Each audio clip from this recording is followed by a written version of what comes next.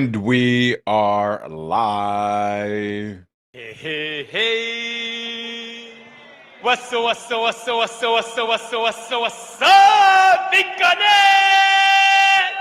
Good morning, crypto warriors, and welcome back to the Gentleman of Crypto, episode 1280. Today is Thursday, January 16, 2025, and I'm King, here to bridge the gap between the community and crypto every day, Monday through Friday at 7 a.m.-ish. And today's top stories: crypto-friendly trading platform eToro files for US IPO. Crypto ball inaugural gala signals a new dawn for US crypto leadership. Texas kicks off 89th legislative session with new strategic Bitcoin reserve bill. Bitcoin strategic reserve bill introduced to Oklahoma. XRP hit 7-year high as optimism outweighs SEC appeal concerns. Judge orders BitMEX to pay a $100 million fine over U.S. banking law violations. And 60% of crypto investors are young, educated, and invest under 10K, they're saying in the survey. But first and foremost, of course, let's go ahead and take a quick look at these prices. Oh man, I know some of you are super excited today. You XRP holders, it has finally paid off as you all have returned to your greatness you haven't seen in some years. So I know there's a lot of excitement in the market there. And of course, shout out to Black Roo. If you've been following Black Roo, his last few videos have all been talking about this impending XRP pump. I also shout out to Black Roo for that great call there. But without further ado, Bitcoin is at $98,052, down 1.44%. Ethereum is at $3,292, down 1.35%. Ripple hit its all-time high, $3.27, up 13.83 cents. Number 6, Solana at $209, up 6.49%. Number 9, Cardano at $1.08, up 2.61%. And number 10, Tron at 23 cents, up 2.29%. Fear and Greed Index over 48 hours went from 45, I think, back up to 60. Bitcoin dominance has slipped 56.11%.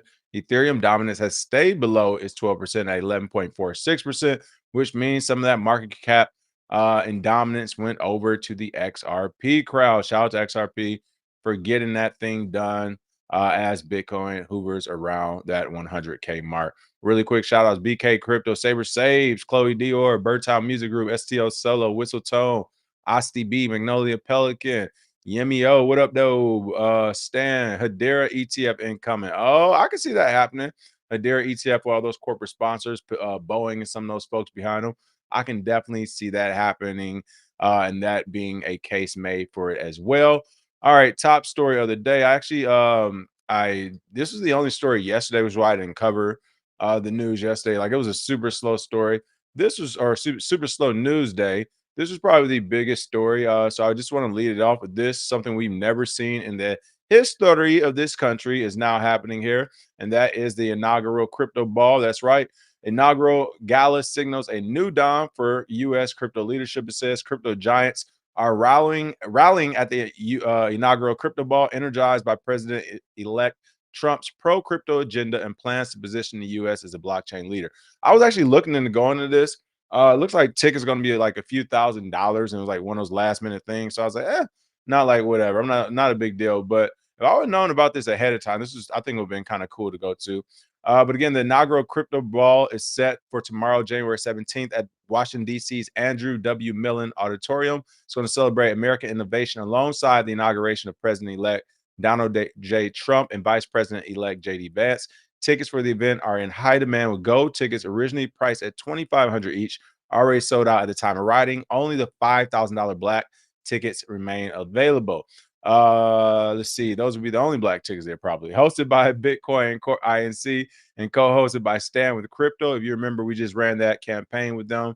That's mostly backed by like some of these bigger Bitcoin companies. You look at Coinbase, likes of that. These are some of the people who are Stan with Crypto. Exodus, Anchorage Digital, and Kraken. The black tie event runs from 8 p.m. to midnight. Guests will enjoy cocktails or divorce as part of the celebration of the 60th presidential inauguration, new administration leadership. Sponsorship for the event comes from industry heavyweights, including, like I said, Coinbase, Sui, Miston Labs, MetaMask, Galaxy, Solana, some of the more notable names. So here's my thoughts on this. First is like, it's kind of like fake really to be doing an inauguration ball for crypto. because I mean, again, I'm super happy. I'm glad we're doing it. It's showing that we're moving forward, but it's just like the way the United States has done the crypto industry as a whole.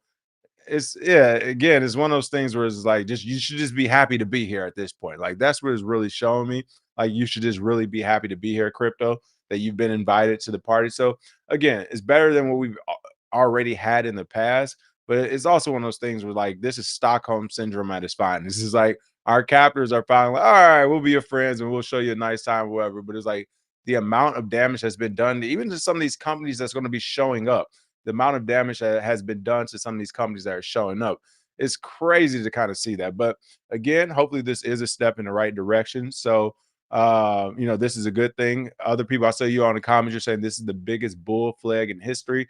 I will agree. People are saying Trump is already talking about having a consortium of reserve assets. They were saying these would be US cryptocurrencies or US assets, as they call them. But again, that's kind of where we're being short sighted at, because when you're talking about crypto specific, it doesn't need to be a US crypto per se, right? Or a US crypto company, as long as the actual mechanisms of that blockchain works, like we see with Bitcoin. When you talk about transparency, decentralization, things of that sort.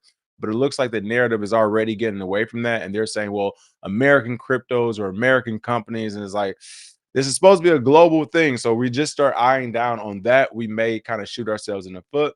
But regardless, a crypto ball is coming. Inaugural gala will be here tomorrow night for the first time. It is hitting DC. Crypto is center stage.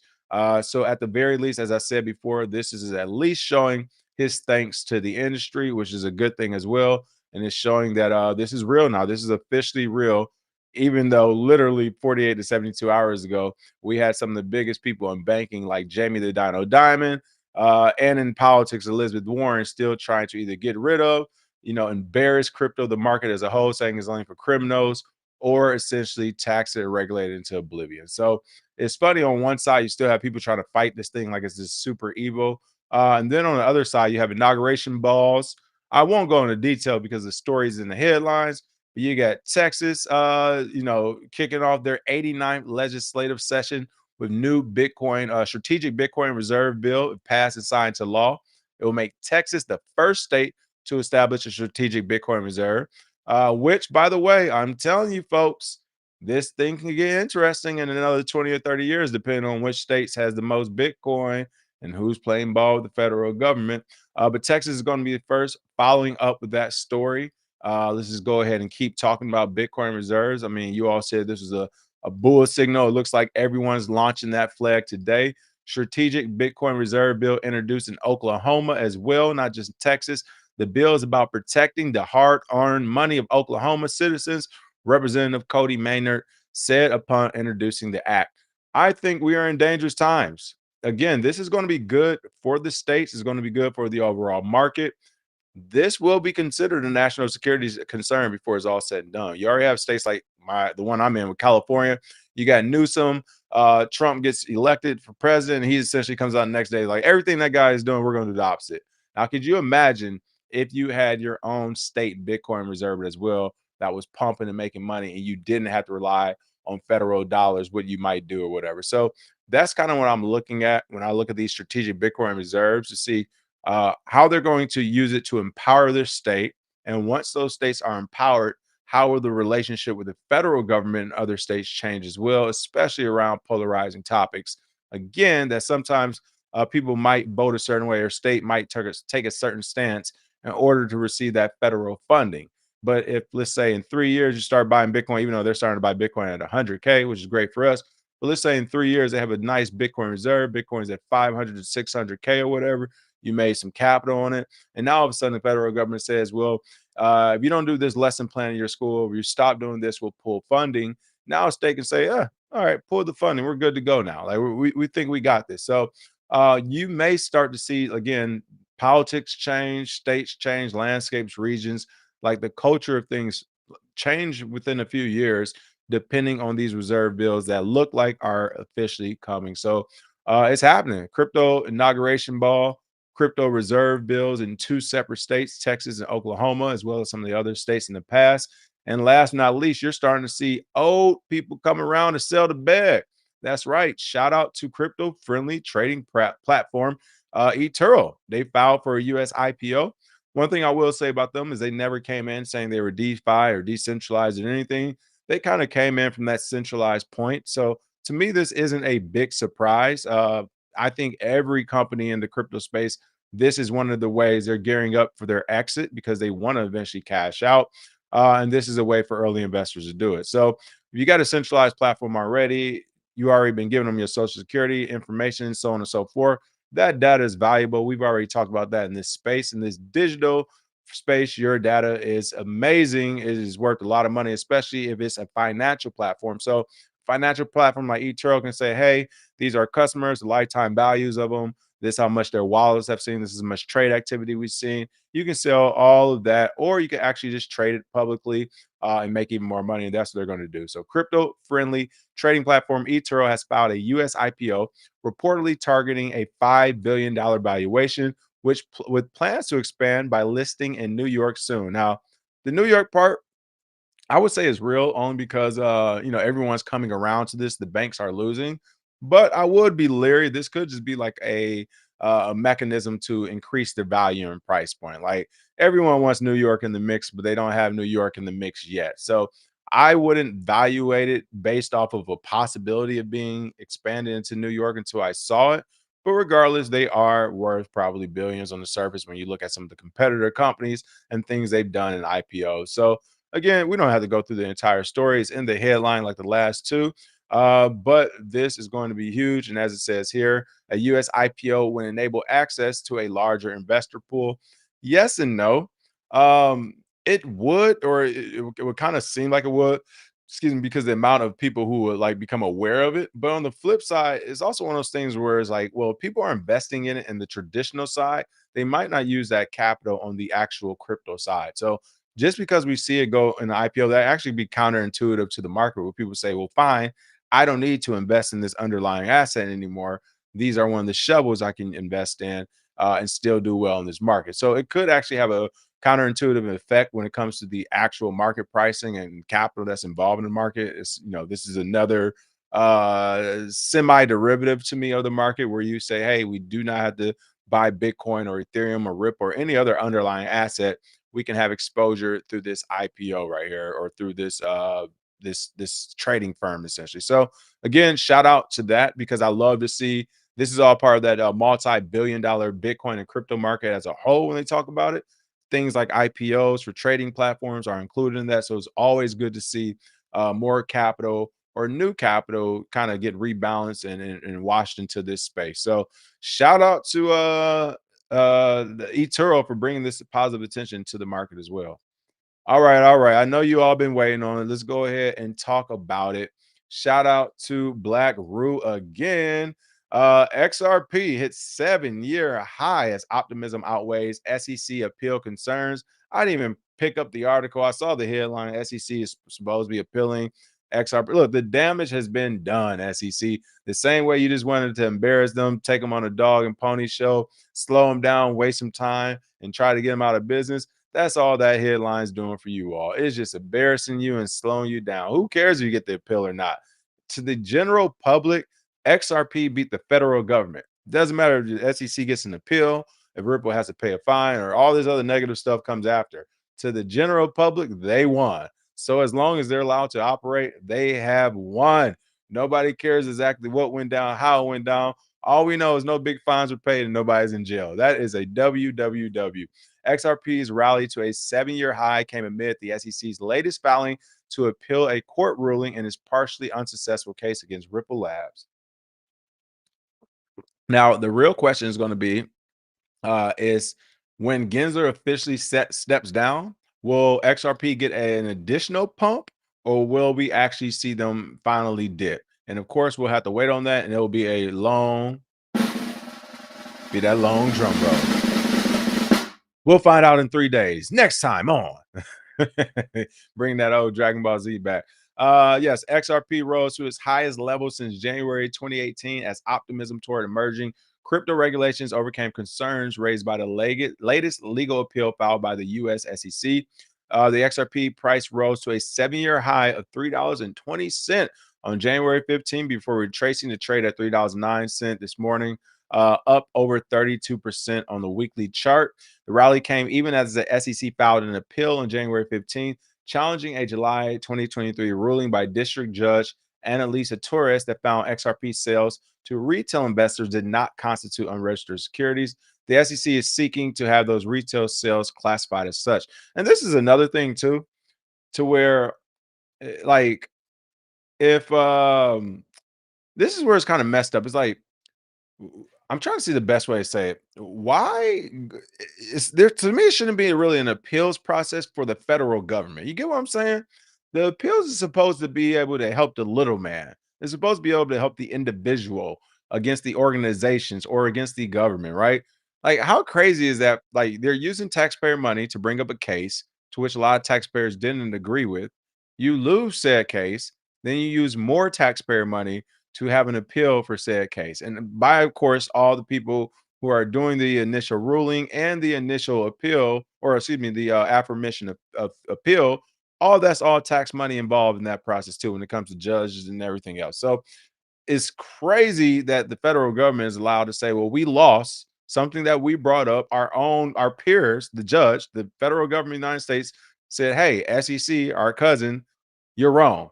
And instead of just being wrong, the federal government said, all right, let me ask another one of my cousins. Like, no, you were wrong already. You were wrong. You're the government. You brought it up, and your compadre said you are wrong. And now you're looking for another compadre in the government to say, all right, well, maybe you're right. Like, no, you tried it and you got it wrong. So it's unfortunate kind of to me to even see this happening where the government's allowed to say, well, we can do appeals too. And it's like, well, where does that end then? Where does it stop? This is the federal government we're talking about with all of, like, every American citizen's tax money against Ripple. Like, come on, man, this is crazy. But despite the SEC's appeal, the market has spoken. They favored the partial legal victories secured by Ripple Labs in a long-standing case, according to Ryan Lee, chief analyst at BitGet Research. And was even worse than that is even with the SEC case against it. And this is where it's messed up when you talk about the dollar value and why crypto, whatever that crypto is, that's what it is in regards to crypto. One Bitcoin is one Bitcoin, one Ripple is one Ripple. It shouldn't matter that it's $3.20, unless, of course, you plan to sell, which I know a lot of Ripple folks do. But I point that out. And by the way, those who had Ripple can never say they're in a loss now. They had a chance to get out up top on top. But again, it's one of those things where you see Ripple, they're getting pressed by the SEC. To me, it didn't change the value of the actual project, right? Just because the SEC said they sold some unregistered securities, they never said that, hey, this technology isn't working or there's been fraud here or these different countries and companies aren't getting their transactions. They just said, hey, they didn't fill out some paperwork with us and pay us money. So what they're doing is illegal. That's all the SEC essentially said.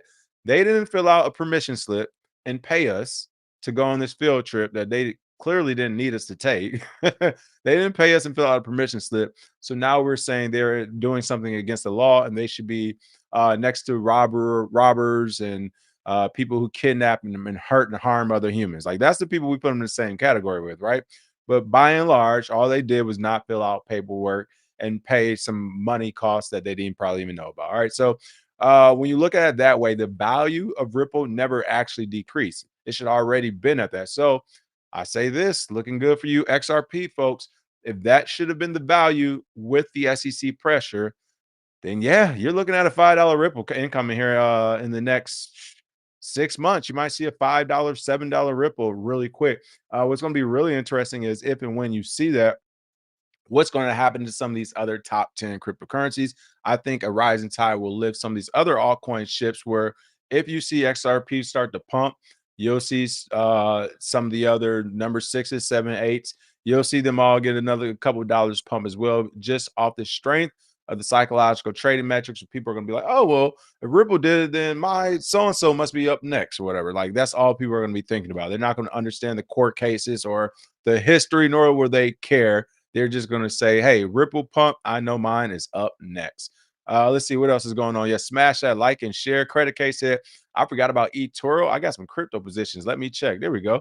Who loves coming back? Some crypto dust. Black Rue in the house. Shout out to Black Rue. Make sure you check out that podcast. He is going in depth on XRP specifically. So make sure you check that out.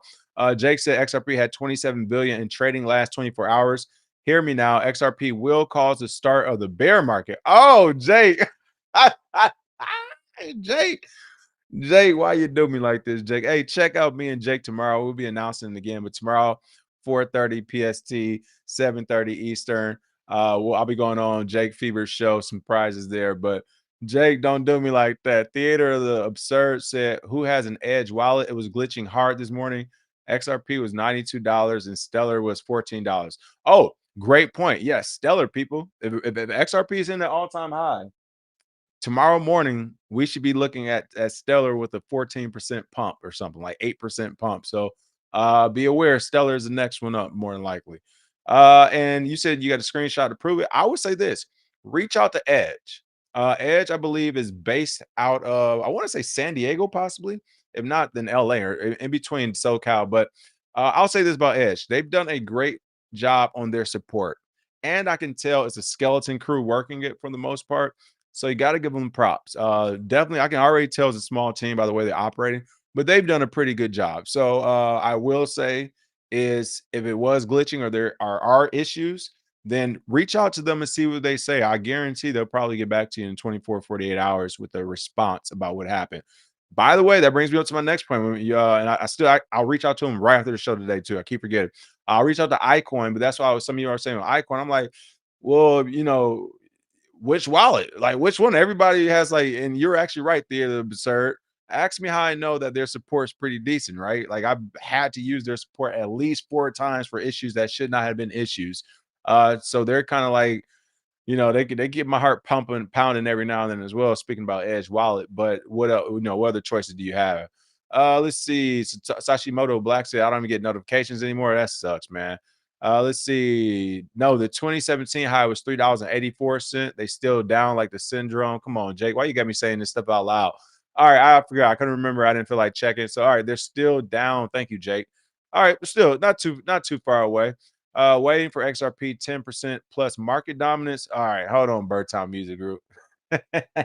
Actually, look, they shouldn't get it because there's no reason for it. But based off the strength of everything, I can see XRP having a 10% market dominance. But what would that say about Ethereum? All right, if they get it, Ethereum's going to be like, I don't think they would have their same type of dominance as well. All right, now y'all getting crazy. XRP to 10,000. All right, hold on, we're getting crazy. You remember they've been saying that about Ethereum for the longest too, and Ethereum has been stuck at 3,000 some change. You gotta understand, 10,000 from $3 and what, say 30 cents right now. That is a huge pump. Not to say it can't happen. We've seen it. We have seen it, but that is a crazy pump. Sashimoto said, I'm not an XRP super fan, but gains are gains. You know it. Can Litecoin catch the Bitcoin wave? I don't think so.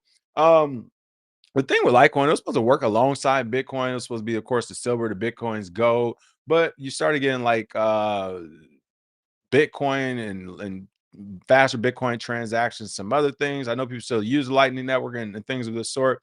But I think Bitcoin's been doing so good on its own. And then Charlie Lee, when he sold that Litecoin back in 2017, I think that really cut their community deep as far as like, oh, I thought we were really here to hold Litecoin, to keep Litecoin. And so to see the founder or one of the developers really say, well, I'm done with mine, or at least a large portion of it. I think the community after that was really off of Litecoin. I haven't really seen a community supported the same way. So I think everything will catch Bitcoin's wave. That's a decent project eventually, right? So will it, to answer your question? Yes, everyone will, but it's kind of standing alone. Will it be like the thing of this season? Like, well, did you see the Litecoin pump, like the Ripple one?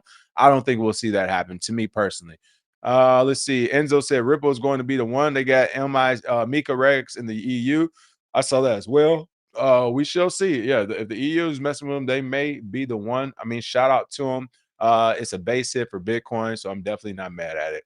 All right, on the eve of the inauguration ball, judge orders BitMEX to pay $100 million fine over US banking law violation. So this is what I'm saying. It's like, I'm for the ball, and it is a great step in the right direction. I just don't know if I'm for it right now. Like I don't know. It's just weird because, like I said, it's just even as as you're actively having the ball, you will have people still in the SEC and the CFTC working under the old administration, even though they're officially out. They'll be working under those same orders and just still going after companies on the same at like simultaneously as the ball. So, BitMEX has been hit with an additional financial penalty act following its 2022 guilty plea for violating the U.S. Bank Secrecy Act. Here's the real reason why I brought this story up today. Because when they pled guilty, if you remember, this was around the same time, a little bit after is when we saw Binance plead guilty and some other folks. And I'm just like, why are you all pleading guilty at this? Like the size of your company, to me, a guilty plea is like being one of like looking like, and I won't say being looking like, you go into the locker room, you go into a room and you see that guy, you're like, whoa, wait, that guy's a unit, right? He's 6'5", 260 pounds straight muscle over there looking like a Spartan from back in the day, right? That to me is what some of these blue chip crypto companies are. You talking like likes of Coinbase, the BitMEXes, the Binance. It's like you have a war chest. You have money, you have resources, you have lawyers. I mean, if anybody's ready for a fight, you all are ready for a fight. But instead of clenching down on the mouthpiece, getting in the ring, handling your business, it wouldn't be a ring. These companies could have knocked the government out. Instead of doing that, what did they do? Oodly, oodly, oodly, loony oodly, noodly doodly, doodly doodly, loony oodly doodler. They wanted to play nice. They wanted to play nice. And I'm pointing this out is because when BitMEX first pled guilty and everything, I do remember covering this story on the show. And my whole thing was like, man, like by not fighting back, all you're doing is giving the bully some money and hoping they'll go away. And I kept saying the bully is not going to go away. They're going to come back the next day, the next day, the next day, the next day. They still gonna want lunch money. I don't care. They're gonna come back to you with the chocolate milk in their hand, saying, "But I want another. I want your chocolate milk. I want another chocolate milk. Mine not enough." And then when they get yours, they're gonna spill it. They're not even gonna drink it. They're just gonna waste it. Isn't that what America and our capital and our economic system does? We just waste, fraud, and abuse. Okay, this is the worst part. But this was my point to BitMEX when they first folded. I was like, man, if there was ever a time to fight. And what did the U.S. do? They said, hey, don't worry, we're just going to take a taste. But what have I been saying throughout these years? The federal government doesn't work on this 3-year plan or 2-year plan, or we're just going to do this now and forget about it. They work in terms of 50, like people. When I was in the Navy, we were planning stuff and getting preps. Perfect example of something we planned in the Navy that just came to fruition. Now, granted, it should already came to fruition, but COVID slowed it down. And that was the Marines going to Guam. When I was in Guam living there in 2016, we were already prepping for the Marines coming. They said, hey, by 2020, we're going to have 5,000 Marines on this island. And this is the operations. This is what we're going to be doing. And will be our mission in the Pacific from the Navy, Marine, and Air Force who's located in this area. Like, this is what we're going to be doing, Pentagon's orders, right? This was in 2016. Now, it was delayed because of COVID, but happy to announce, I saw the article earlier this year. It is official. They have met those numbers in Guam. It is a ton of Marines in Guam, and you all can now begin to see Chamorro restaurants here in the United States within the next 2 or 3 years as we start having Marine and Chamorro babies. That's right. We're going to be having a bunch of mixed Asian, Islander, white and black and Mexican babies coming to the U.S. here soon now that the Marines are there. My point is, this was something that was talked about in 2016 where we planned and was getting stuff together. And it took until 2024 for this to happen. All right. And this was one small project from a small thing in a small part of the military. 5,000 people, not that many people. So you're talking about fines or the banking system and how they attack other competitors. When you're talking crypto companies and the likes of exchanges like BitMEX, they're not going to say, oh, okay, we're going to give you this $1 million fine or $3 million fine, and we'll let you go about your way. Have they stopped?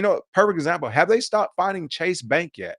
Chase Bank gets fined every month, every year since their existence. It won't stop. The bully has to be fed. They want their chocolate milk, and you got it. So, saying all of this, and I'm bringing up this story because I kept saying and I keep saying formal regulation is wrong, self-regulation is right. And these companies, especially they have the war chest, they cannot lay down. That is a death sentence they lay down.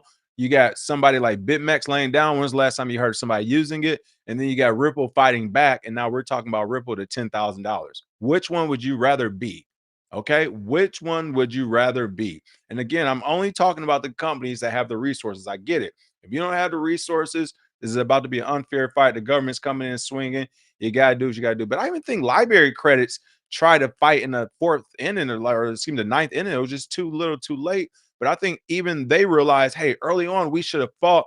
But what happened to them? They went out of business. They went out of business playing with the government. So again, to see BitMEX get $100 million fine after they've already gotten penalties and everything else and pled guilty is wild to me. A federal judge has sentenced HDR Global Trading Limited, the parent company of the crypto exchange BitMEX, to 2 years of unsupervised probation and $100 million fine. In January 15 hearing, the U.S. District Court for the Southern District of New York, Judge John Cotto passed down the sentence against BitMEX roughly 6 months after the crypto exchange pleaded guilty to violating the U.S. Bank Secrecy Act BSA by operating without any meaningful anti-money laundering program. All right, so they weren't taking names. All right, whatever. This is crypto firm called the charges old news. I agree. In July 2024, suggesting at the time it expected no additional fines. Hey, and that's what we already talked to the bully. They said they'll stop on Tuesday. Hey, listen. All right, one more quick one. One more quick one. I'll never forget. Y'all know where you used to go down that in the bathrooms, right? You used to go down the high school bathrooms. I remember this one guy. He was a real bully, real criminal. He's in prison right now. This one guy, but this one guy who's a real criminal and is a real bully to some people out there. I used to play football for a minute. I played football. You know, in football, I used to take souls in football. So by the time I get to the streets, I didn't take your soul personally. It don't even matter. So I was good. That was one of the guys, but he was a bully and he was a criminal. He's in prison now for sure, amongst other things. But this person, I remember we were on the bathroom one time and everybody in the bathroom, and you could already feel and see the energy. It was like, oh, it was one of them days, like, buddy right here, he on it. There's a few people who's just tripping, don't know why, but everybody's punking different people in the bathroom. Everybody's watching the show. You can feel the tenseness and the energy. It's people who are literally just walking in and use the bathroom, and as they come in, you could just you can see the energy and the emotion just leave their spirit and face. Like they walk in happy, all right. Wow, this is the lion's den, right? It's the wolves den. There's nothing good going on here. But the way it was is like as soon as you enter, it's usually a guy by the door, and it's too late to leave. And you don't even want to leave. You might as well stand strong, let everybody know you're here. But so anyway, it's one of these days, everybody's in the bathroom hanging out. The guy walks in, the bully's messing with him, whatever. And he's like, bro, I just talked to you like 5 minutes ago. We're cool, man. He's like, I thought we were friends. Like and the guy was like, yo, shut up. He punched him in the chest. He's like, shut the hell up. He's like, I ain't your friend, man. What's wrong with you? And everybody's like, what is going on? Like, buddy is tripping on him because they're cool on the low. All right, this is my point. The bully, like, it don't matter what he told you or how he acted in private.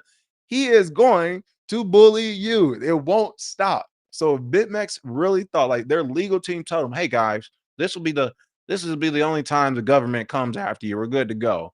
And then in 6 months, they get you for $100 million. Now, to be fair, this is a drop in the dime to BitMEX. Like, I would say, hey, maybe, worst case scenario, you got us for a 20-30% tax. Like, woo, we didn't see that one coming. We thought maybe 15 to 20 million. We didn't see 100. So I would say they can survive it, but it's also one of those things like, do you want to keep getting hit with that? Because once they get it off you, BitMEX, this won't be the last one. Once again, this is my point to begin with. This will not be the last one they come after you with. This is only going to open up the door for more fines and more money, because now they're going to say, well, they paid us the one time, so they know they're in the wrong, and we only actually went after them for these dates. Now let's go after them for these dates. Like, it gets uglier, it gets dirtier, it doesn't stop. So I don't know. I get it. Some people see the bully in the bathroom, their soul leaves their body, and they kind of get nervous and shake. And then some people walk in the bathroom and say, hey, whatever goes is going to go. They turn off the light switch and they get to swinging. All right. Sometimes you got to turn off the lights and get to swinging, and everything's going to fall in their place. I guarantee you, the next time you go to the bathroom, everybody, oh, hey, that's the one, bro. He be, no. Let him have it. Let him have it. You're going to turn to one of them, let him have it, guys. Right now, BitMEX, Coinbase, Binance, none of you are the let them have it guys. Ripple is about to turn into the let them have it guy. After this little appeal thing falls through, Oh yeah. After this, every time XRP comes in the door, everybody's gonna be like, you might want to let them have it, bro. You know what happened to SEC thing and yeah, that whole Gary Gensler step down. Let them have it. Either be to let them have it, guys, or give the bully the money. I don't know. I don't know. I guess that's the best advice I can give you. I would never be the guy to give him the money. All right. I couldn't do it, but I get it. It gets scary. I truly do understand and I get it for sure, for sure. All right. Last but not least, 60% of crypto investors are young, educated, and invest under 10K. A survey by Crypto Quant has revealed. I think this is important to mention because, again, just 2 days ago, Elizabeth Warren was saying, hey, the people who use and Jamie Dimon, by the way, you see Jamie Dimon was saying the people who use crypto are criminals. They are money launderers, sex traffickers, and everything else. And now we're seeing this survey says, no, actually, man, 60% of these investors are just, young people trying to make a way. Something we've been saying for forever. So I'm glad to see stories like this. I wanted to end this on a great note. And this is that great note when you see stories like this that push back against the FUD that, hey, this whole market is only for criminals, even though we're investing in it as well. What does that say again about JP Morgan Chase? But 60% of crypto investors are young, they're educated, and invest under 10K. And by the way, I would assume just about almost everybody in this space is becoming more and more educated, even if you got by a bad meme coin, because for one to even invest in the crypto, you have to be some type of tech savvy to get in these wallets and learn these things. But once you lose that crypto, people usually want to know why. So that's, again, we all know that's where tuition is paid and the research begins and the deep dives and everything starts, the rabbit hole. But it usually comes after a loss, and you want to like kind of backward engineer, what did I do wrong? What did I do wrong trading? How did I lose? Things of that sort. And you naturally become more educated. You self-educate yourself in this space from doing that. So shout out to this article. Shout out to the company Crypto Quant for finding this out. But again, investors aged 25 to 44 reveal that 60% of the crypto investors, 25 to 44, while 25 to 34 are about 35% in that range, and then the 35 to 44 is about 26% in that range. That is a crazy range right there. Young male adults with a bachelor's degree dominate the survey's demographics. What's really funny about this, as I'm really quickly reading this is actually really the stats on the YouTube channel too. Ours are a little bit higher, so I would say I think the stats are like 80 something, 90% male on the channel, but the age range is the same. It's definitely 25 to 44 is like the brunt of it. There is still a big 45 to 55-year-old crowd as well. I think on our channel itself, that's probably about like 15% or something. But as a whole in crypto, that's pretty big as well. So I would say like 25 to 54, 60 is like the biggest groups. But yeah, 25 to 44, that's about right as far as the market go. That's crazy though to see. But again, it breaks even more down to geography, talking about Asia, 40% of users, Europe, 29%, North America only at 10% for those who have invested less than 10K. They're talking about who makes the investment decisions, spot trading, and so on and so forth. If you want to check out this article here on Cointelegraph. But again, ending on a great news note, 60% of crypto investors are young, educated, and invest under 10K. It's not a shadowy super coder. Is not somebody who's trying to sex traffic, is not someone who's trying to money launder. It is not none of these nefarious things they try to make you believe. They're just saying, hey, it's just some young people, mid-age and older people who just want to make a buck and figure out how to pay a little bit more rent, get ahead of rent, and make it in this world we call life. So I'm loving that article. I love to see it. It shows how great this market is and where it's headed to as well. All right, last couple of things. Look at the comments. Theater of the Absurd said I was so snatcher on the gridiron. Hey, you know what's up. Wish we could. Yeah, man. You know what's up when you snatch a soul. For those who don't know, man, look, that's the good thing about like contact sport. You're talking football, boxing, and stuff. When you hit another man and then stand over him and look in his eyes, no matter how big he is, he now understands fully the relationship dynamic you two have. And that is when you have that man's soul. Okay. If you know, you know. If you ever took another man's soul, you know. It is nothing like it, actually. I understand how people can like become intoxicated with it and just like that's all they really want to do, get power hungry. I get it. Because if you take that soul, it's different. All right. Other than that, that is the show for the day. Crypto companies, don't let the SEC, the IRS, and all these folks take your soul. Fight back. It's crazy for real though. Like they put so much money into their lawyers. They buy all this. Like they actually have the resources to fight. That's the only reason why I say it. It's not like I'm saying this to some mom and pop company who don't know their right from their left. No, I'm saying this to companies who have already shelled out 300, 400K to an executive or something. Like, if you don't kick their ass out the door and tell them to put that work in, like, what? Ain't no sideline sitting when you getting 200K, 150K, 100K. No, y'all better read some books, get in the room together, and go to court on Monday. Like, this is not going to be a sit back and relax type of day. All right. Shout out to the crypto companies who self regulate and fight back. Smash that